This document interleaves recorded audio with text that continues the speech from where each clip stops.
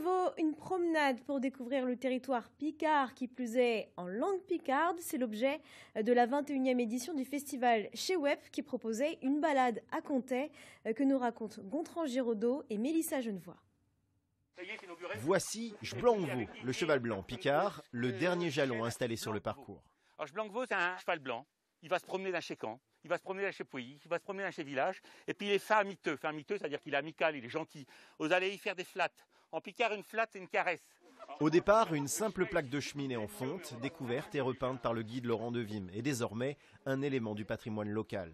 Le parcours compte une quinzaine d'œuvres. La plus ancienne, c'est le totem de Web, créé en 2006 en collaboration avec les habitants du village.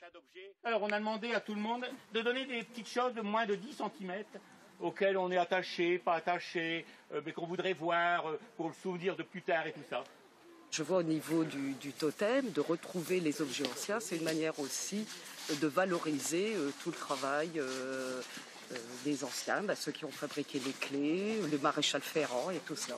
Moi, je me promène souvent aux alentours de Contais et justement, tous ces petits tableaux, là, je ne sais pas vraiment ce que ça voulait dire. Alors c'est pour ça que c'est intéressant, parce que là, au moins, je sais pourquoi. Ces sculptures racontent l'histoire réelle ou légendaire de la vallée de la Lue, d'un géant fumeur de pipe au chemin de Saint-Jacques-de-Compostelle. L'idée de ce parcours, c'est qu'on retrouve l'imaginaire du coin, l'imaginaire de la vallée de la Lue, avec des choses qui bizarres, étranges, quoi. Mais qui avant étaient pris pour vrai. Le Blancvaux, c'était pris pour vrai, le Blancvaux. Hein. Organisée dans le cadre du festival Chez Web, la balade a attiré plus de 80 marcheurs, curieux des récits et de la langue picarde. Parmi eux, des personnes sourdes qui n'ont rien manqué, ni des explications, ni des chansons.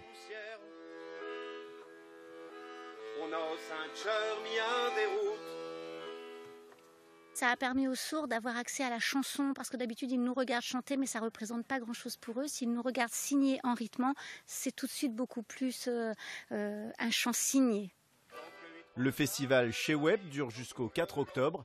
Le parcours des œuvres, lui, est éternel, comme les légendes.